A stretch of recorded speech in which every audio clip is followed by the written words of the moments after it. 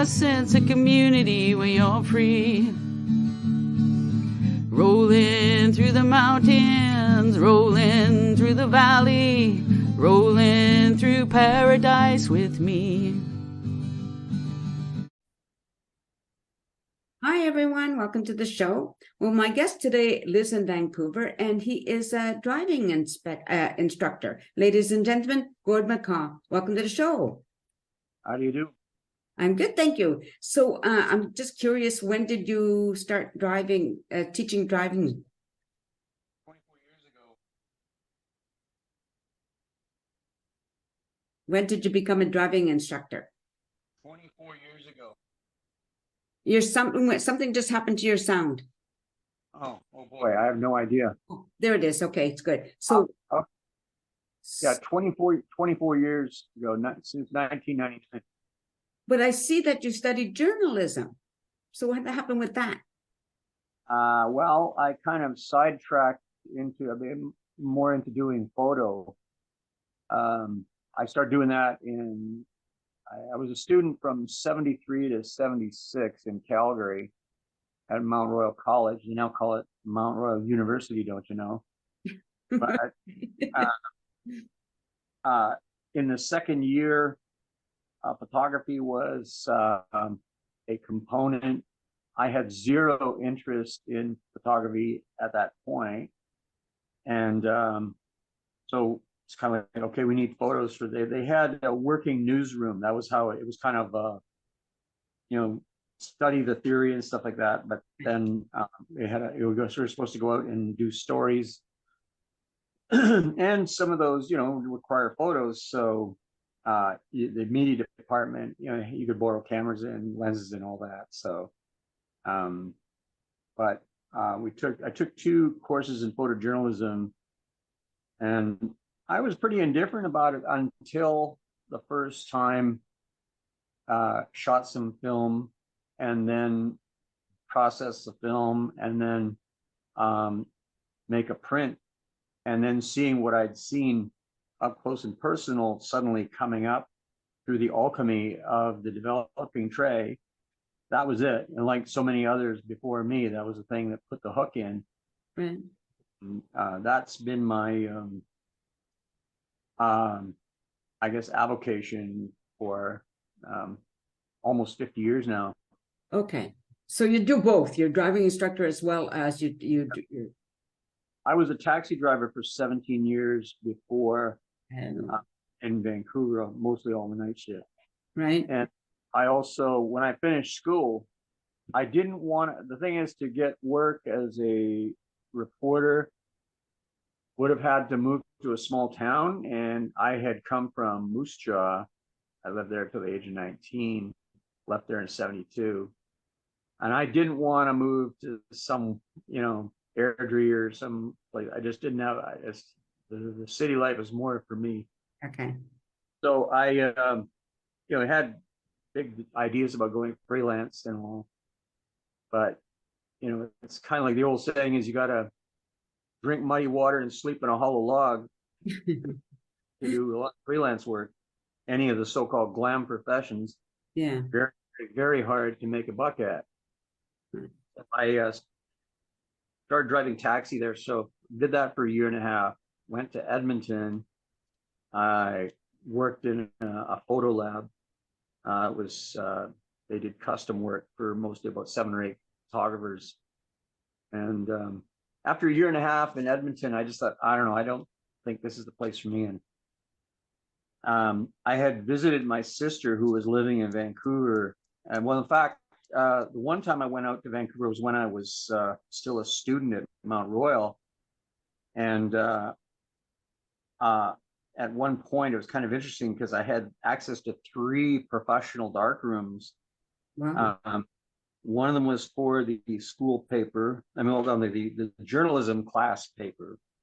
And then there was the student association. So I got shooting photos for them, had access to their darkroom. And then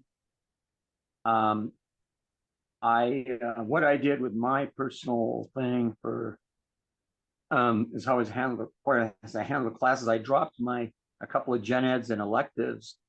And then I went back for a third year to pick up those classes. And then I had all this time to, and I had gotten a job at the media center in the school. Okay.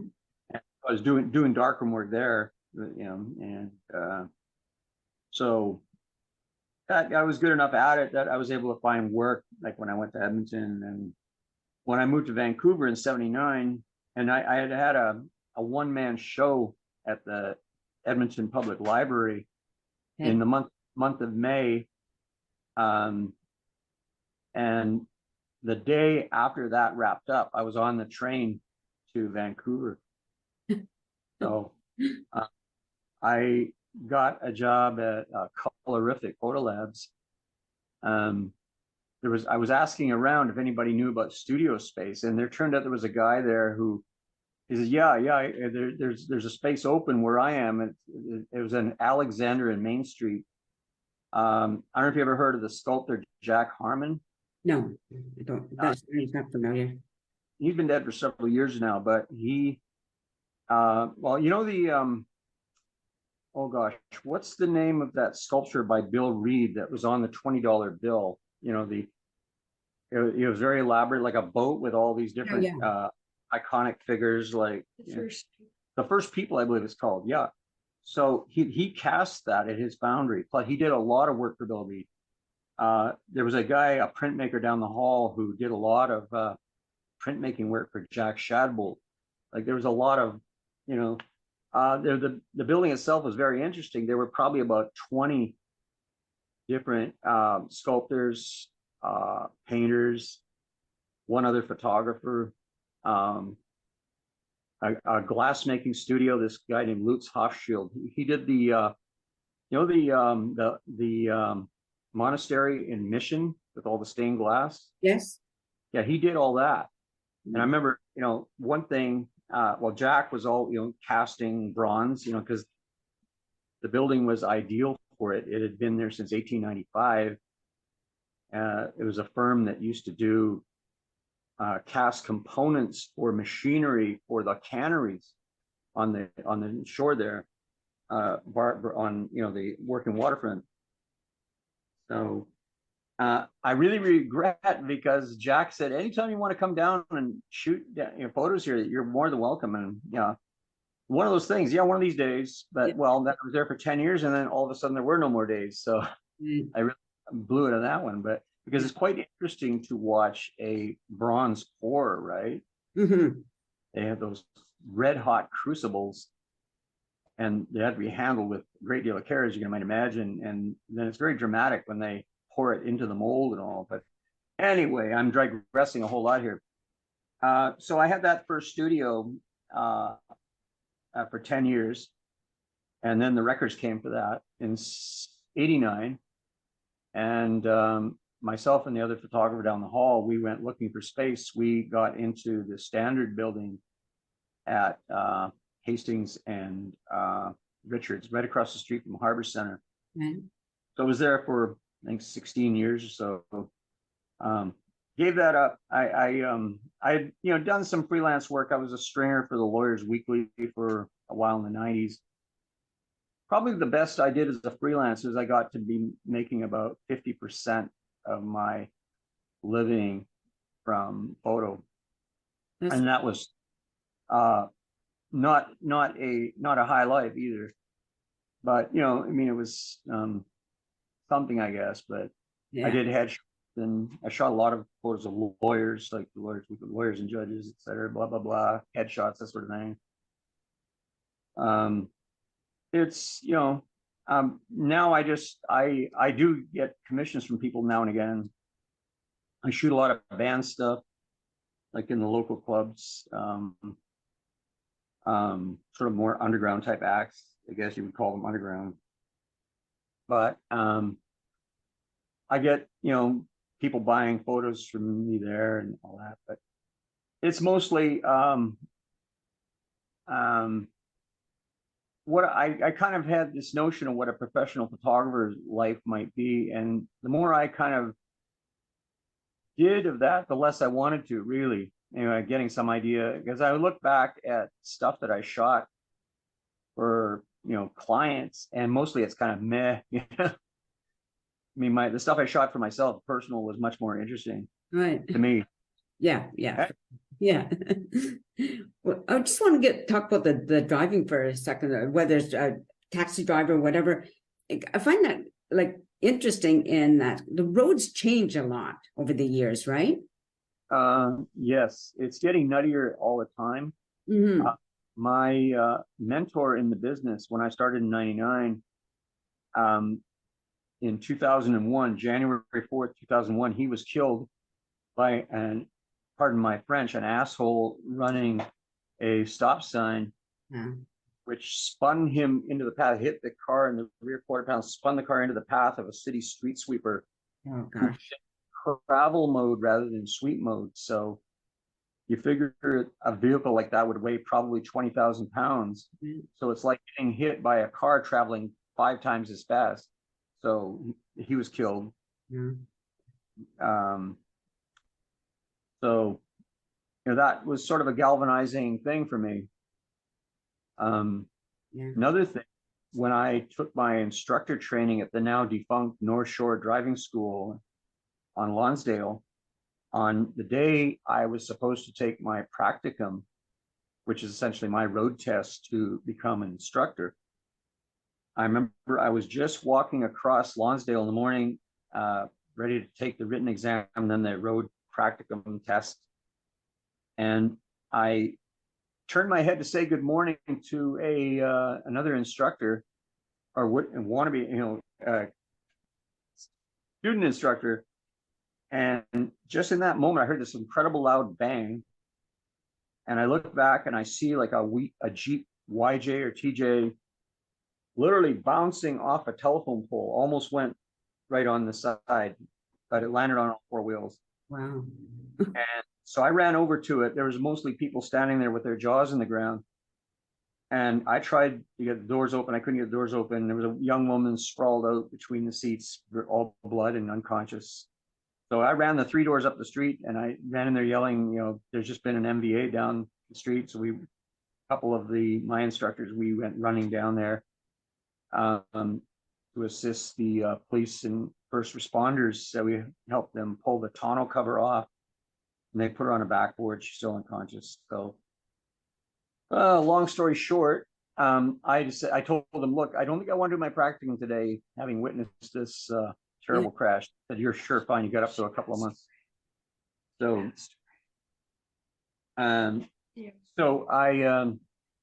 when I was at the end of my test practicum, which I thought I had blown miserably, my instructor, who was one of the toughest in the joint, he was the meanest dog in the pen. He told me that, oh, you did, you did screw some stuff up, but I like the way you carried yourself, sort of. So, and then at the end of it, I look down the alley and I see a bunch of flowers tacked with the telephone pole that she hit. Mm-hmm. And I said, what was the outcome? He said, well, I figure she was either a DOA or, died at the scene, Yeah. So what had happened is she had come barreling up the alley. This is about, morning. She was dressed for the office, probably late for work, came barreling up the alley, got hit by an old guy in a Buick, a lot of Detroit iron. And that spun her into the path of the pole. And I would have seen it, but for my turning my head momentarily to say hello to my fellow instructor. And so when the cops asking for statements, I said, well, it wasn't so much what I saw as what I heard. But anyway, I'm just very roundabout way. This is just a galvanizing moment. Yeah.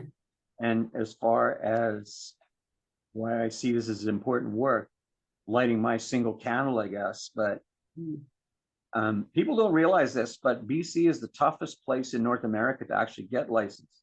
Oh, I didn't know that. No. There's at least a 50% fail rate. Wow. And it's because people don't go in prepared enough. There's a lot that's required of a person to get a license in BC. And of course, what to do with it after, But it should be tough for everybody. It shouldn't be an easy, right? Absolutely. Yeah. I mean, and you hear young people like they've been driving for like a week. Oh, I'm a good driver. You're not a good driver. You have no experience, Well, you probably heard about that incident maybe a month ago. 17-year-old kid from Abbotsford or somewhere, driving probably his dad's Cadillac. Yeah. They're coming down Main Street at a high speed, I gather. Blew a red light. He had 3 of his friends. He was 17 years old, had his N, restriction on an N novice driver, class 7N. You can only have 1 unrelated passenger unless that person is 25 or older, Okay. has a full license, and is fit to drive. It can't be drunk or anything, so you can't be the designated driver for that person. And so he had 3 friends, and they were all injured, but he killed the Uber driver that he smashed into, T-bone. Same thing that killed Rick, my late former boss. Right. But I would imagine there were probably the first responders hurling at the side of the road when they saw that what was left of that poor guy in the Uber is get hit by, a Cadillac would weigh probably better than 2 tons, maybe 5,000 pounds plus. So Crazy. Eh? That kid's life is essentially over at age 17. Yeah, it's so sad, and they, unfortunately, it doesn't matter how much training they have. It's like when you have that kind of a young brain, you don't always see the consequences of your actions ahead of time. You go, I'm just going to go and have some fun with my friends, right? And they're all probably egging each other on, Yeah, that's why they put that restriction in place in 2003 about passenger limits. Yeah. For sure. One of the things I was thinking about, like when you first started driving taxi, did you have GPS? No, there's no GPS. Not in 1981. I didn't think so. There was not even really computers. Well, there was mainframes, but there was no. There might have been some, maybe the iMac or something. I'm not sure about 81, but it wasn't widespread. There was no internet. Right. So you really had to know your roads, right? Yeah. Well. I had to go to, they had a thing, a course out at BCIT. I think it was 2 weeks. And it was a very seasoned taxi driver, had been 40 years in the business or something, very erudite man. And so he would give us a blank map of the West End and one of the city proper, and he said, okay, I need you to fill in all the names of these streets in the West End. Wow. All the major arterials, like Knight Street, Victoria Drive, Main, Fraser. So he had to do this every day, so you kind of got to know, right? It was very helpful. And since it was fairly early in the morning, my best way to get out there is I had a bunk in my studio on Alexander, Maine, so I was crashing in my studio, and then I would get on transit to get to BCIT. It was just an easier connection than from where I lived in Kitts. Right. So but it was very, very helpful, that course. But ultimately, taxi drivers it's an odd business. You're dealing with persons from every strata of society, like everybody, Supreme Court judges to people are just crawled out of dumpsters, basically. Right. Everything in between. And mostly, I'd say 95% of the people are good, but you did get some bad actors. And one thing, you really learn to trust your intuition, huge. And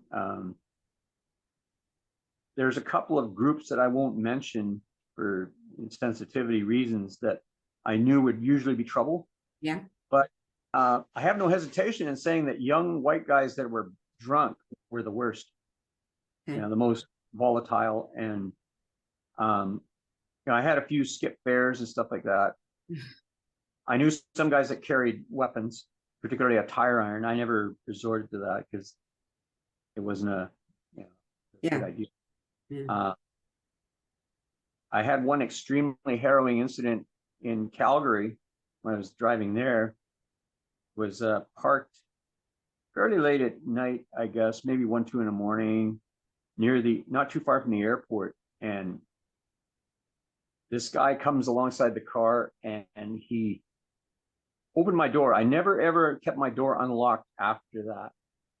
But he's standing there, and when you're sitting inside a car and somebody's standing, you're totally vulnerable. You can't do much of anything unless you have like a pistol or something. But yeah.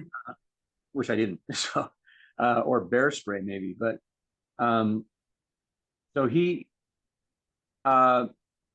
says, "Who's going to drive, me or you?" And the guy was well over 200 pounds, big dude, and he looked like he was drunk or something. But I said, "Oh," and he had his hand in his pocket like it was a pistol, right? He says, "Oh, come on, don't do that crap, that's no pistol." So he pulls the pistol out and he says, "These things are registered as weapons." So I said, "What am I going to do?" There had been 2 murders in the previous 6 months. One, this young woman who'd had her head bashed in with a rock. A guy got her to drive him to Banff. And then the other guy, a young Lebanese guy, was shot in the head 11 times. Oh my gosh. So I thought, well, what am I going to do here? So reluctantly, I slid over to the passenger seat. And this guy starts going on this joyride, and it was wintertime. Roads were icy. He's fishtailing around. There's another driver giving us the eye, and he was very paranoid. He thought that I think the mic flew off, because this is radio days in the taxi, and the mic flew to the floor, and he thought I had somehow used my foot to surreptitiously, make an alarm. And I said, "Look, what are you talking about?" So he's driving around near this industrial area near the airport, and he says, "You've got till the end of that block to tell me the truth." So he roared down the roadway, smashed into this big sign, like these maybe half a foot poles, rolled steel, hollow posts. One of them popped right through the windshield, nearly hit me. I was spitting glass out. I had glass in my hair. Thank goodness. So it knocked the exhaust system off and knocked half the top light off. One reason I didn't try to just make a run for it is I was wearing these hiking boots that I still have. They were like cinder bricks on your feet. And so one thing I've learned from the tight situations I've been in my life, and I've been in a few, is you got to stay calm. If you freak out, you're done. Yeah, right. So I kept calm through this and just tried to talk to reason with this shithead, pardon my French, but so with the exhaust off, it was just, the car just roared. And so as luck would have it, there was an RCMP cruiser coming opposite us, and when he stopped the car to inspect the damage after smashing through these poles, he said, "How do you turn that top light out?" He says, "Well, as long as the car's on, it's on until you turn the meter on." So he just takes it, smash. He just took it using his fist. He smashed the remaining top half of this is what, big guy with a bit of a Neanderthal. No insult to the Neanderthals, but that's what what he could have been smashing that fist into my face, right? Yeah. So he did. He said, he told me to take my glasses off, put them on the dash. He said, "I don't want to have to break your glasses off. I have to smack you, right?" And he was talking, how long do you think it'll take to get to Vancouver? And I'm thinking, oh, gee, Rice, what am I up against here? So as it happened, these cops came in, and they just swept the U-Ball, came in behind us. And so, of course, they pull us over, and they pull us both out as suspects. And he said, "Oh yeah, he'd taken my license off me." Yeah. And he hands him my licenses. He's the taxi driver. It was just like he was as complacent and meek. I could hardly believe it. You would not, the swearing that I unleashed on him, I'm surprised he didn't turn into a pillar of salt. One of the cops said, "I wish I had a belt or something to offer you." I said, "Well, thank you," but I was in shock. So it was a very cold night, and so so anyway, he was charged with theft over 5, forcible confinement. What else? But about 6 months later, they had a trial for him, and to everyone's amazement, he actually showed up. He had been released on his own reconnaissance and all that. Right. And so I had told this story so many times to so many people that it was totally embedded. And I remember this defense lawyer trying to tear me apart, and I just came back with, very matter of fact, this is what he did, blah, blah, blah. And he couldn't trip me up. So I think he got sentenced to 6 months. It took me ages to find out after the fact that he had gotten 6 months. And by the time I found out, he was already out on the street again. That's like a smack on the hand, right? Hmm? That's like a smack on the hand. Oh, absolutely, yeah. How insane is that? Yeah, the car was a write-off. You know, it was one of the nicest car. There was these two guys that I worked for. I had a half a dozen taxis, a yellow cab in Calgary. It was the nicest car they had, and he trashed it. Yeah. So I suppose it could have been worse. It could have been your own vehicle that you were using for a taxi. yeah, I got punched in the head once in Vancouver. This guy, he was drunk, young, wiry guy. And so he pukes, and I said, listen, man, I'm gonna have to whack you for $20 here for that, because I'm gonna have to clean that up. So he cold cocked me. He broke my glasses. My eye puffed up like a football. And he actually when he saw what he had done, he threw a $20 bill in the fare. Oh my goodness. And he somehow dropped his cell phone. It was one of those chunky old Motorola's. Yeah. Not the big brick kind, but yeah.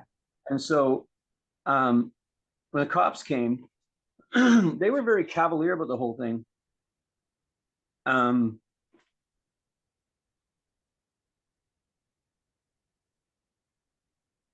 I gave them the phone, which was a big mistake, because they goddamn well gave it back to this guy.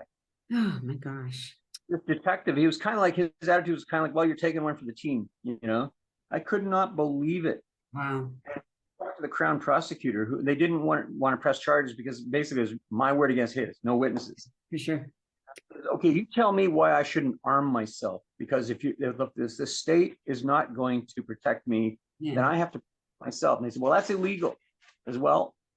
You tell me why I shouldn't, because after the incident happened in Calgary, the day driver, the car was on, he managed to secure some army issue mace, like the real deal. Right. It was a little, it looked like a vape pen, there's a vape or something. It's had little prongs. I never used it, but we kept it under the seat. Right. But it was like, you know, more powerful than just pepper spray. Yeah. I'm just gonna have to stop you there for a minute. We've got a 10-minute warning from Zoom. So they'll just shut us off if I don't make sure that I get a nice ending to this, you know. Cool. It sounds like you have a lot more stories. Yeah. Right. So I think we're going to have to do this again so we can get more, if you're willing to come back another time. Sure. Yeah. I'm off for a month right now. Well, it wouldn't be, wouldn't be till November, because I'm you know, this month I've booked completely. Sure. And I'm booking October. So it'd probably be in November, but I just don't want everything to just, you know, Zoom will just shut it down. Right. And it's like, right. Off. Right.